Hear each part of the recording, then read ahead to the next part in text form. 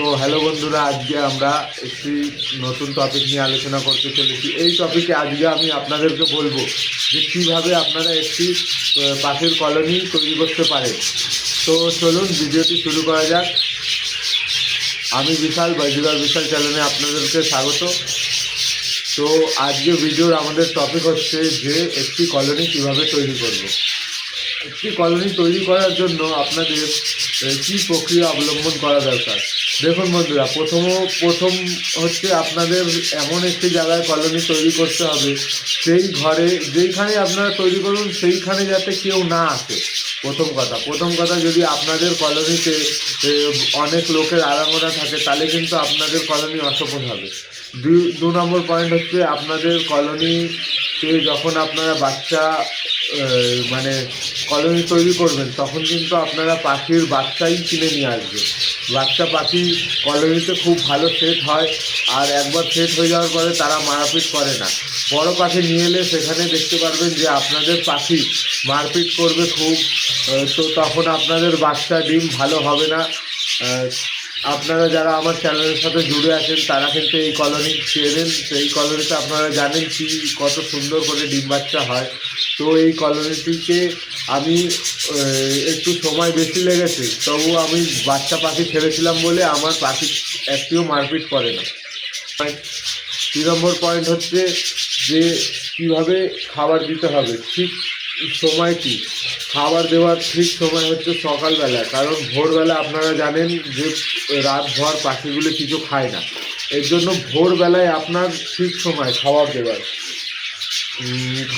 ঠিক সময় হচ্ছে ভোরবেলা। এবার ভোরবেলা আপনি এবার কী দেবেন?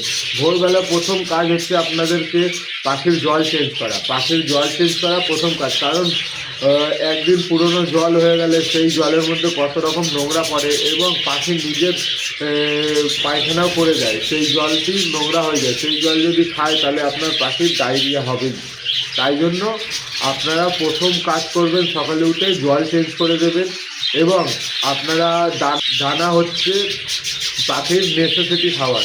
নেসেসিটি মানে যেটি মানুষের যেরকম ভাত রোজকার খাবার, সেরকমই পাখির হচ্ছে দানা রোজকার খাবার, সেটি আপনাদেরকে দিতেই হবে। এবং আপনাদের কিছু মেডিসিন দিতে হবে আপনাদের ডিম বাচ্চা তোলার জন্য। তো সেই মেডিসিনগুলি আপনারা আমার চ্যানেলের ভিডিওগুলি দেখলেই বুঝতে পারবেন যে কী কী মেডিসিন দিতে হবে। তো এইগুলি হচ্ছে কিছু বিশেষ টিপস যেইগুলি আপনাদেরকে অবলম্বন করে চলতে হবে একটি কলোনি তৈরি করার জন্য, তবে আপনাদের কলোনি খুবই সফল হবে। তো চলুন আপনারা কিছু আমার কলোনির এই হাড়ের মধ্যে আমি কিছু পাখি আপনাদেরকে দেখাই যারা ডিম বাচ্চা দিয়েছে। হ্যাঁ, তো চলুন ভিডিওতে থাকুন, দেখুন ডিম বাচ্চাগুলি কীরকম হয়েছে। তো দেখুন বন্ধুরা, এই হাঁড়িতে দেখুন কীরকম ডিম বাচ্চা রয়েছে। সব এখানে কিন্তু 6টি প্রায় বাচ্চা রয়েছে, আর 6টি সুস্থ সবল। এরকমই আপনারা যেই হাঁড়ি দেখবেন সেই হাঁড়িতেই আমার ডিম বাচ্চা দেখতেই পারবেন অবশ্যই। হ্যাঁ, তো ডিম বাচ্চা প্রত্যেকটি হাঁড়িতেই আপনারা দেখতে পারবেন।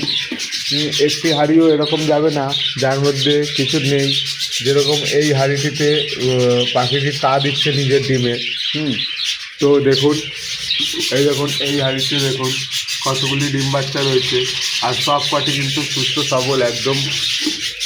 তো এইভাবেই আপনারা যদি নিজেদের পাখির তৈরি করতে চান, দেখতেই পাচ্ছেন, এইভাবেই যদি আপনারা নিজের কলোনিটিকে সফল করে তুলতে চান তাহলে আমার ভিডিওতে দেওয়া এই টিপসগুলি আপনারা কিন্তু অবশ্যই অবলম্বন করবেন, তবে কিন্তু আপনারা আমার মতো একটি সফল ব্রিডার হতে পারবেন।